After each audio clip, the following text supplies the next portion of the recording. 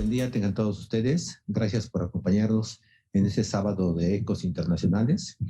Y después de presenciar el excelente módulo de hepatología, tengo el gusto y el privilegio de presentar al doctor Javier Fernández. El doctor Fernández es jefe de la unidad de cuidados intensivos, la unidad de hígado y consultante del Instituto de Enfermedades Digestivas y Metabólicas del Hospital Clínic en Barcelona, España. Además, el doctor Fernández es miembro de la Fundación Europea para el Estudio de la Falla Hepática Crónica y es editor de distintas revistas internacionales asociadas a las enfermedades hepáticas.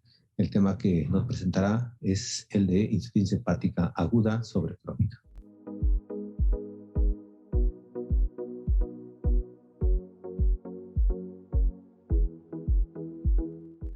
Bueno, buenos días a todos. Es un placer participar en este congreso de la Asociación Mexicana de Gastroenterología.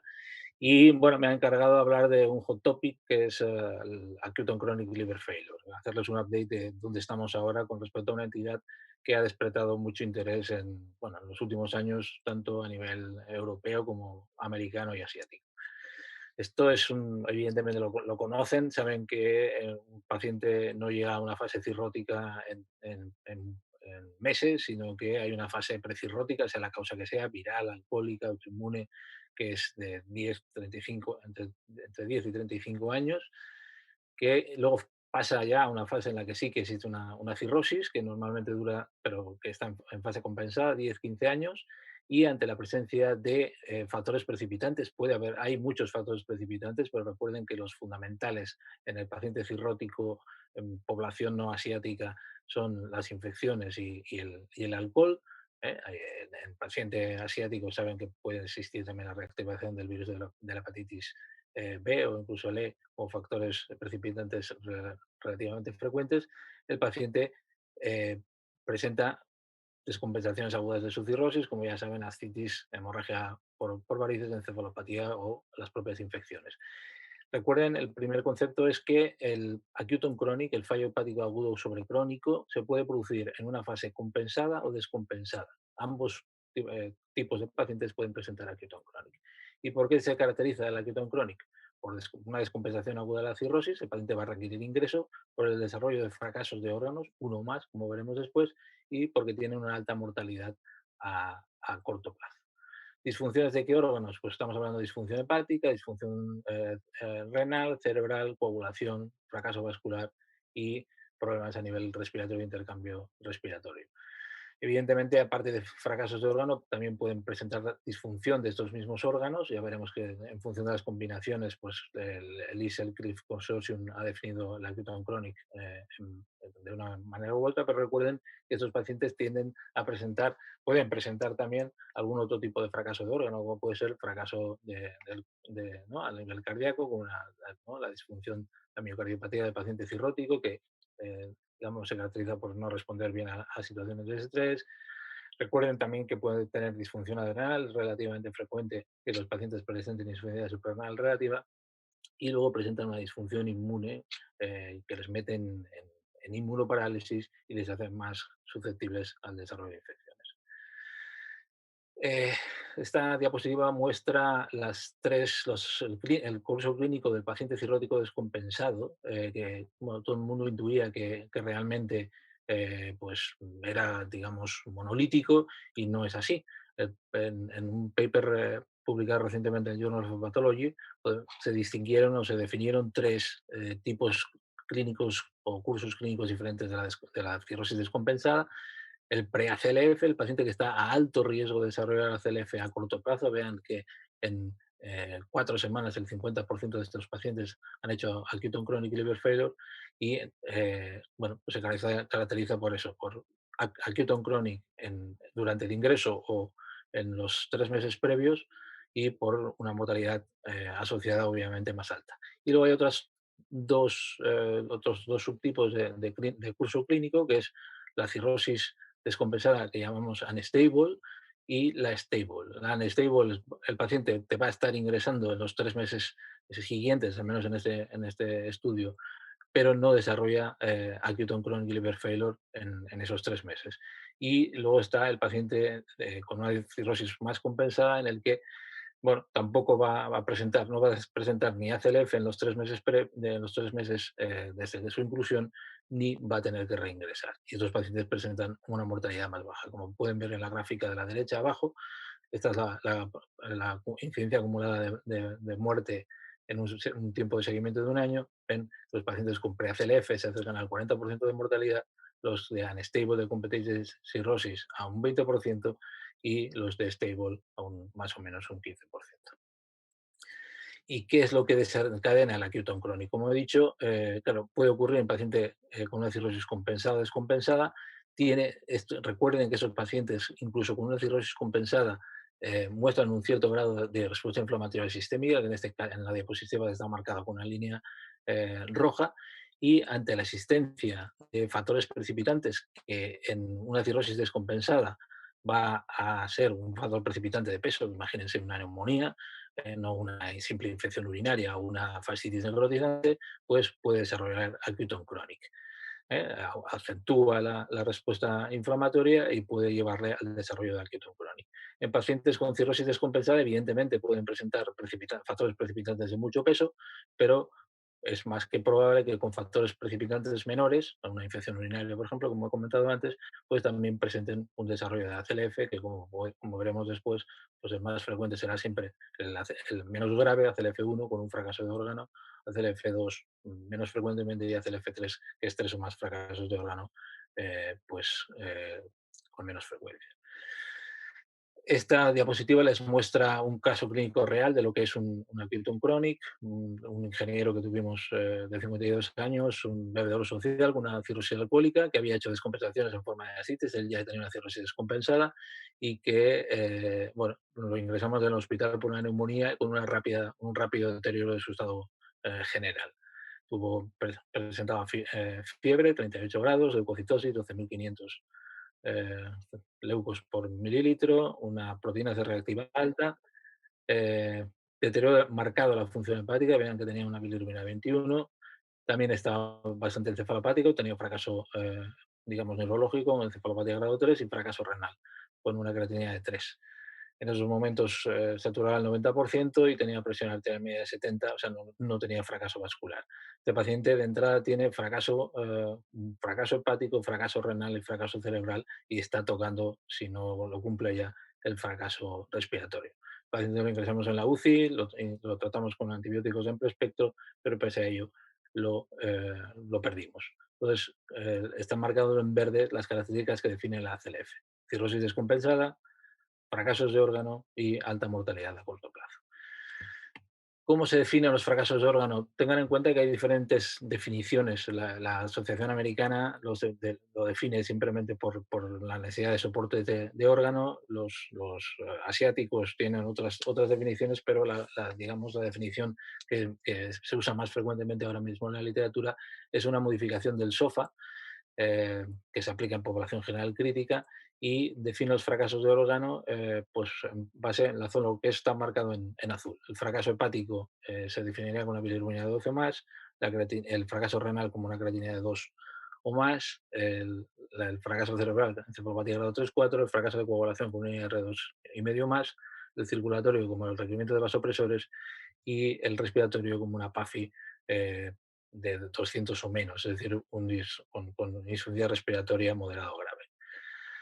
En función de esta, digamos, clasificación, de esta escala del CLIF Organ Failure Score, pues tenemos pacientes que no presentan ACLF, es decir, no hay ninguna disfunción de órgano, pacientes que presentan ACLF grado 1, que puede ser fracaso renal, como ven aquí, la presencia de creatinina de 2 o más ya per se define el ACLF. Los, el, el- Pueden ser pacientes con fracaso renal o pacientes que no tengan fracaso renal, sino fracasos de otros órganos, pero al que se asocia una disfunción renal, definido por una creatina entre 1,5 y 1,9, o que presenten encefalopatía, disfunción cerebral. O sea, tienen un fracaso de órgano y además encefalopatía, pero leve o moderada, encefalopatía grado 1 o 2. Luego está el ACLF2, que son pacientes que van a presentar 2 fracasos de órgano, y el ACLF3, que es las formas más graves y más infrecuentes es entre 3 y 6 fracasos de órganos. Son datos del Canonic en los que, bueno, incluimos más de 1.200 pacientes. Aquí tienen la mortalidad a los 28 días y los grados de ACLF. Como evidentemente, la mayor parte de los pacientes no presentaban ACLF. En azul tienen los pacientes que presentaron ACLF1, que son, bueno, pues 6,7%, o 4,1%, si lo sumamos es un 11%, y su mortalidad es una mortalidad intermedia, entre el 19 y el 28%. Más infrecuente en este estudio fue la presencia de ACLF2, 7,5% de pacientes con una mortalidad ya mucho más elevada, el 32%, y en rojo tienen los pacientes que presentaron ACLF3. Mucho más infrecuentes, si lo suman son 3,3%, pero con mortalidades ya prohibitivas, 68% para CLF3 y 89% para CLF3 con 4 o 6 fracasos de órgano. Evidentemente, la mortalidad a 28 y a 90 días va a depender del número de fracasos de órgano. No hace falta ser un erudito para digamos, pensarlo, ¿no? Son datos del Canonic, pero que también se han confirmado en el PREDICT. Pacientes que no desarrollan ACLF que durante su ingreso pues tienen una mortalidad a 90 días del 10%, y va aumentando progresivamente en función de la severidad del cuadro, de tal manera que pacientes con ACLF3, como he dicho antes, presentan altas mortalidades tanto a 28 como a 90 días. ¿Cuáles son los mecanismos de respuesta inflamatoria sistémica, que es, digamos, el evento patogénico que estaba detrás del acute on chronic, y por lo tanto como factor precipitante de la CLF? Como he dicho antes, las infecciones bacterianas agudas, PAMS, ¿no? Liberan Pathogen Associated Molecular Patterns. También tenemos, digamos, como factor muy relevante el acute liver injury, bien por el alcohol, el acute liver injury, bien inducido por alcohol o bien inducido por reactivaciones virales, pero básicamente en población, al menos europea, estamos hablando de la acute alcoholic hepatitis, o otras formas de necrosis hepática, como he comentado antes. A esto se le llama septic inflammation. Y hay veces, no es irrelevante, porque un 25% de los casos nosotros no somos capaces de encontrar ni la infección, ni la reactivación viral, ni el daño inducido por alcohol ni por otras drogas. Y pensamos que esto es debido a una translocación bacteriana subclínica, en la que se están traslocando productos bacterianos que activan la circulación sistémica. Y como pueden ver en el gráfico de la inferior, recientemente en Journal of Pathology hemos publicado o hemos confirmado que los factores precipitantes más frecuentes del acute on chronic, algo que ya se había descrito en el estudio Canonic, son las infecciones bacterianas probadas, ¿no? Las suspected infection, y la severe alcoholic hepatitis. Muy por debajo están los eventos de hemorragia, que si no van con shock es muy difícil que desencadenen una CLF, y la toxic encephalopathy, que son los pacientes que entran a CLF básicamente por la utilización de benzodiazepinas o mórficos. Como he dicho, el evento patogénico que está por detrás del acute on chronic es la respuesta inflamatoria sistémica, y esto ya se vio en el primer estudio, en el paper del Canonic, cómo los pacientes con ACLF presentaban niveles de leucocitos en el momento del diagnóstico del síndrome más elevados que los pacientes sin ACLF, y cuanto más grave el ACLF, mayor leucocitosis, y lo mismo ocurría con la proteína C reactiva, y eso pasaba aunque excluyera a los pacientes que no tenían infección en el momento del diagnóstico de la CLF. Yendo un poquito más fino, hilando más fino, no fijándose en parámetros como PCR o leucocitosis, vemos que los pacientes con acute on chronic a nivel de citoquinas y de albúmina oxidada presentan niveles muy altos de citoquinas, tanto pro como antiinflamatorias, y niveles también más altos de albúmina oxidada. Los pacientes con una cirrosis descompensada presentan un grado de activación intermedio, no es que tengan niveles de citoquinas normales, y los que obviamente las tienen normales son los sujetos sanos. Otro concepto lo que les quiero transmitir es que el acute on chronic no es un síndrome que sea estático, es un síndrome dinámico, en el que hay un porcentaje de pacientes que resuelven fácilmente el ACLF.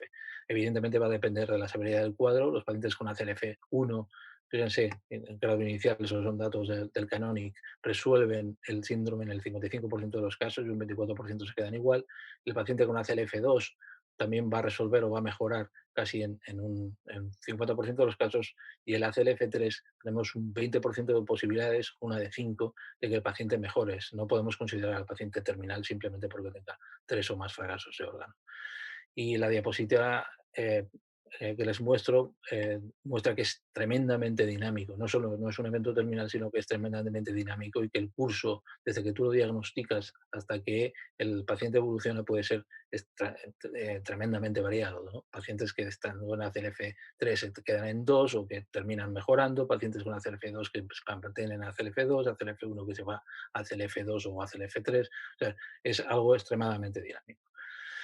El segundo concepto que les quería transmitir es que no podemos establecer el pronóstico del paciente con acute crónico en el momento del diagnóstico, bien en sala o bien en UCI, que necesitamos realizar una intervención, el estándar medical therapy, lo que queramos hacer con el paciente, tratar el factor precipitante, y es mejor evaluar su pronóstico a los 3-7 días, porque es donde mejor vamos a ver el pronóstico real de los pacientes. Fíjense que un paciente que ha tenido ACLF, pero que a los 3-7 días ya no tiene ACLF, tiene un relativo buen pronóstico, de tal manera que a los 90 días tiene una supervivencia del 76%. El paciente que a los 3-7 días tras el tratamiento tiene ACLF1 tiene una supervivencia del 58%, pero claro, claramente inferiores a la supervivencia de pacientes con ACLF3 o ACLF2, que tienen supervivencias muy, muy, muy bajas, que por lo tanto, si no tienen un trasplante por detrás, pues tienen altas posibilidades de morir. ¿Cómo establecemos el pronóstico de estos pacientes? Pues como deben saber, tenemos el CLIF-C ACLF Score, que es el CLIF Organ Failure Score, con la edad y con los leucos, que están en la página del EFCLIF, y como muestran estas diapositivas, el área bajo la curva a 28 o a 90 días de este CLIF ACLF Score, aunque no es extraordinaria, pues de 0,72 fue muy superior a la del MEL o el MEL sodio. Es decir, el pronóstico de estos pacientes, y es especialmente importante si estamos hablando de pacientes en lista de espera de trasplante o estamos evaluando para trasplante, se establece mejor con el CLIF-C ACLF Score. Cuando hablamos de que los pacientes se les tiene que dar una chance, que tienen que ingresar en la UCI y no considerarlos como terminales, también tenemos que pensar en que tiene que existir una serie de reglas de futilidad. Y sabemos que, como hemos dicho, el mejor momento de evaluarlos es tras la intervención, a los 3-7 días. Y sabemos que si un paciente a los 3-7 días más 7, al menos en mi unidad, eh, eh, persiste con 4 o 6 fracasos de órgano, las posibilidades de que se muera si no tenemos un trasplante detrás son casi del 100%, del 100% a los 90 días, del 96% a los 28 días. Y si utilizamos no el número de fracasos de órgano, sino el CLIF-C ACLF Score, pacientes con un CLIF-C ACLF Score de más de 64 o 70 tienen una alta mortalidad si no tienen un trasplante detrás. ¿Y qué pasa si los trasplantamos? Pues al menos en base a los datos del Canonic, y luego les mostraré que hay más datos que lo sustentan, esos pacientes estaban seleccionados, evidentemente hay un bias de selección, pero presentan una buena supervivencia más que aceptable, 80% a los 6 meses y al año, en comparación con una supervivencia del 10% de los pacientes que con ACLF 2-3 no se trasplantaron. Esta diapositiva les muestra que es muy importante que los pacientes no se infecten. Sí, es un factor precipitante, como he dicho, del ACLF, de los más frecuentes junto con el alcohol, pero también con frecuencia complica la evolución del síndrome. Fíjense la probabilidad de sobrevida de un paciente con ACLF que no se infecta nunca, ni como factor precipitante ni como desencadenante. Es muy superior la probabilidad de sobrevida al paciente que ha presentado una acute on chronic desencadenado por la infección o que se complica con la infección. Pasamos al tratamiento. Bueno, al saber un poco del soporte médico estándar, no podemos sacar a un paciente con acute on crónico con sistemas de soporte hepático hoy por hoy porque no hay ninguno realmente eficaz, pero necesita una estándar medical therapy perfecta. Si no, al paciente lo vamos a perder por mucho MARS o recambios plasmáticos que le hagamos.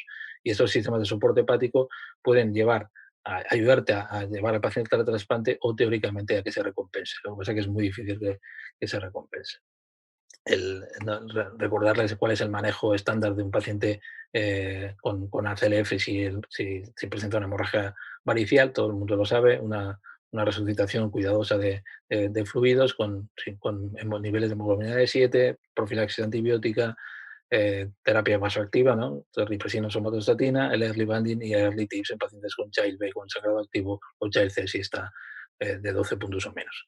El paciente que presente un AKI hepatorrenal síndrome, pues necesitará la combinación de ripesina y albúmina y evidentemente podemos estar encarando una necrosis tubular agudo que requiere una soporte renal con diálisis. El de la encefalopatía, recuerden que el paciente con encefalopatía grado 3-4 requiere intubación para proteger vía aérea y buscar el factor precipitante, porque si no, no resolveremos la encefalopatía. Y el paciente con shock séptico requiere una resucitación inicial de fluidos, administración de antibióticos de amplio espectro que cubran todas las posibilidades de multiresistencia y potencialmente el rol de los esteroides en paciente con un shock refractario.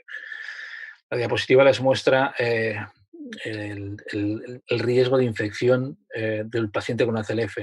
Eh, He dicho que con frecuencia lo precipita, pero es que con frecuencia lo desencadena, fíjense, lo complica.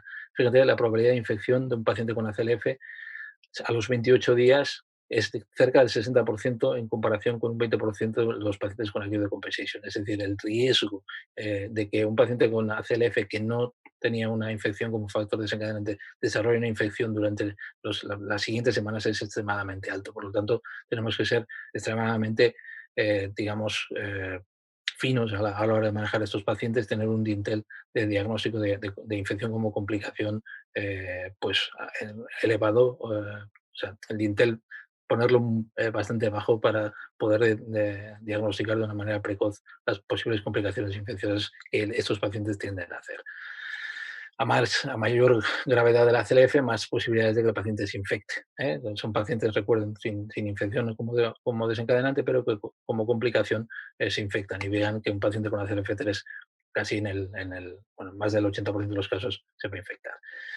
Y es importante que el tratamiento antibiótico empírico sea adecuado, porque eso previene, uno, el desarrollo de ACLF y dos, mejora la sobrevida. Sistemas de soporte hepático, teníamos muchos, ¿no? Hemodiálisis y hemofiltración, evidentemente, no son sistemas de soporte hepático.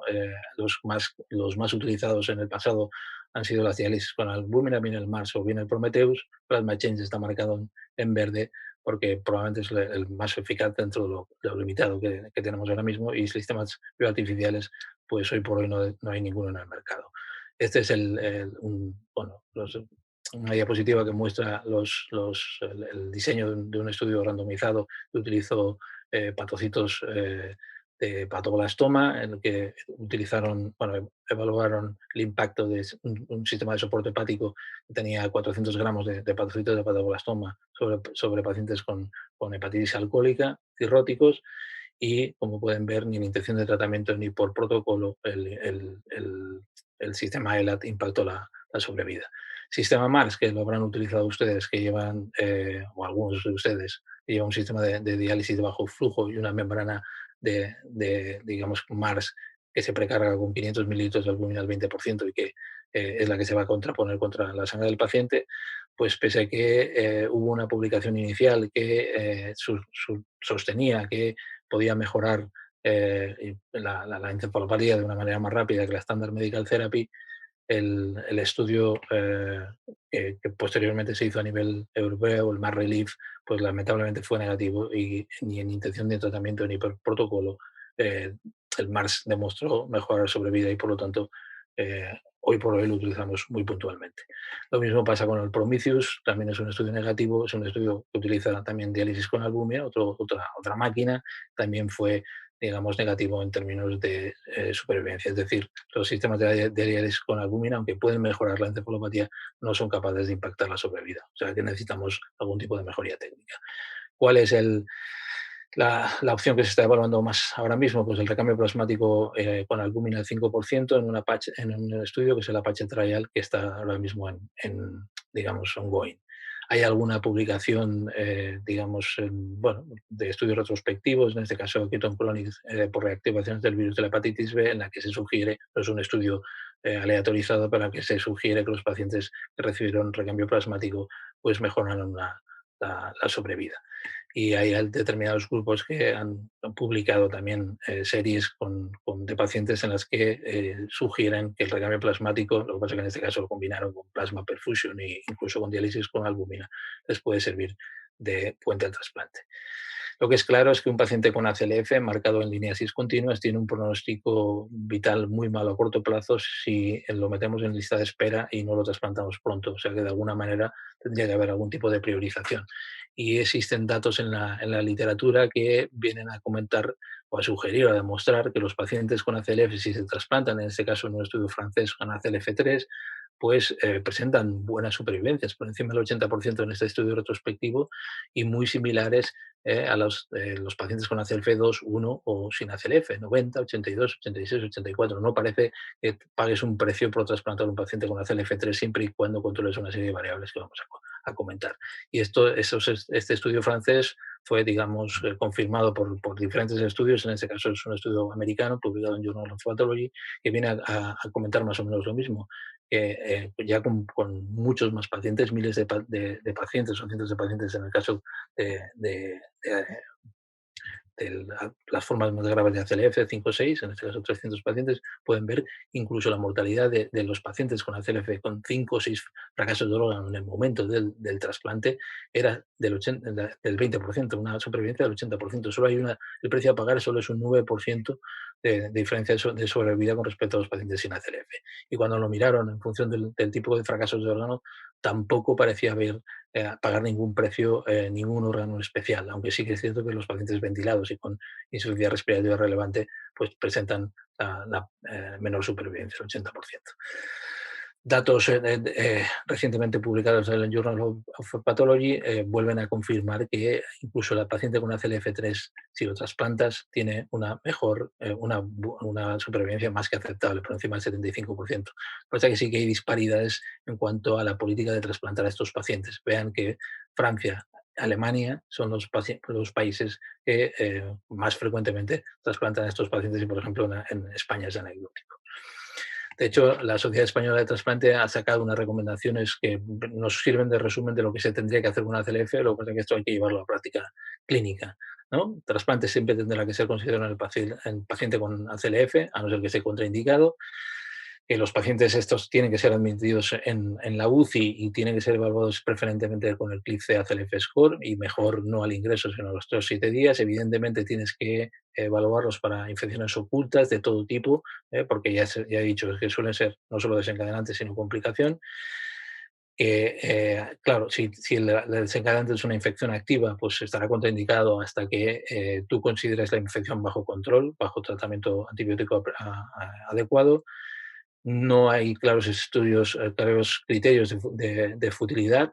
Es un tema siempre difícil y que los pacientes con ACLF2-3 deben ser manejados por un equipo multidisciplinar. Y aquí viene a sugerir que el MEL score no captura realmente la gravedad del paciente con ACLF2-3 y que de alguna manera se les debería o bien evaluar, dar puntos extras de alguna manera, bueno, pues potenciar sus posibilidades de trasplante. Ya estoy acabando. A ver, ya he dicho que las contraindicaciones para el trasplante no están definidas y cambian de centro a centro. En un artículo que se ha publicado recientemente en el Journal of Pathology describimos las contraindicaciones que se pueden considerar como major para proceder a un trasplante en un paciente con ACLF. Claro, si tú estás encarando, se consideran tres fracasos de órgano como fundamentales para no meter la pata y no trasplantar a alguien que va a morir: el respiratorio, el circulatorio y el metabólico. Cuando tú estás encarando a un paciente que tiene una insuficiencia respiratoria moderada o grave, espera. PAFIs por debajo de 150 te quiere decir que el paciente no está todavía estable y por lo tanto no lo puedes trasplantar. Refractory shock, un paciente que requiere noradrenalinas por encima de 0,5 o que necesita un segundo vasopresor no está como para trasplantar. Tienes que esperar, tienes que estabilizarlo. Y pacientes con altos niveles de lactato arterial por encima de 9 o incluso por encima de 5, pues también te están indicando que las cosas no van bien y que tienes que estabilizarlo más. Otras contraindicaciones para proceder al trasplante, obviamente, sangrados gastrointestinales activos, o una pancreatitis aguda grave, o que tengas una sospecha de infección activa, no bien controlada, con fiebre persistente, pero por encima de 39, que el paciente esté leucopénico, cualquiera de esos criterios, fiebre alta, leucopenia por debajo de 0,5, y para infecciones graves como puede ser una neumonía o una PB, pues se considera que los pacientes tienen que haber recibido al menos 3 días de tratamiento antibiótico correcto. Y obviamente infecciones por bacterias Pan-Drag resistan, o sea que no les puedes pegar con ningún antibiótico, o una infección fúngica invasiva como una aspergillosis o una candidemia, de entrada contraindican el trasplante. Para concluir, creo que les he mostrado que la CLF obviamente es una condición grave porque es característica por el desarrollo de fracasos de órgano. No es un evento terminal que solo se produce en pacientes con una cirrosis de larga evolución. Puede ocurrir en pacientes jóvenes y como primera descompensación, que su mortalidad a 28 días es alta porque un tercio de los pacientes van a morir. Es potencialmente reversible y dinámica. El pronóstico se establece mejor a los 3-7 días que si lo estableces de entrada y le niegas el acceso a la UCI al paciente, que las infecciones bacterianas causan, pero también frecuentemente complican la evolución de la CLF. No les puedo decir cómo prevenirlos. Están en pacientes, el paciente está en UCI, pues tiene que aplicar las bundles de prevención de neumonía asociada a ventilación mecánica, de sepsis, de infecciones por catéter, y ser especialmente, digamos, activo en la búsqueda de infecciones. Esta prevalencia de infecciones es especialmente alta en el paciente con ACLF y tiene un impacto relevante en su pronóstico, y que el MARS o el Prometheus pues puede mejorar la encefalopatía, pero no impacta la sobrevida, y que la única llave terapéutica que tenemos ahora mismo es el trasplante hepático, y que la ventana para trasplantarlos es muy, muy estrecha. Con facilidad se nos van a infectar a partir de las 2 semanas, y por lo tanto lo que hay que hacerlos es estabilizar al paciente, evaluarlos de una manera rápida, listarlos y trasplantarlos. Y obviamente necesitamos herramientas terapéuticas nuevas. Las mesenchymal stem cells no parecen ser la la respuesta en base a un estudio que tenemos a punto de publicar nosotros. Pues el hígado bioartificial ha pasado a la historia, y ya hay un estudio negativo que se publica en Journal of Pathology que demuestra que el factor estimulante de colonias tampoco impacta la sobrevida en estos pacientes. La respuesta de si el Apache, o sea, si el recambio plasmático mejorará la sobrevida, impactará la sobrevida en el paciente con acutón crónico, la dará el estudio Apache, que esperamos concluir en un par de años. Y eso es todo. Muchas gracias.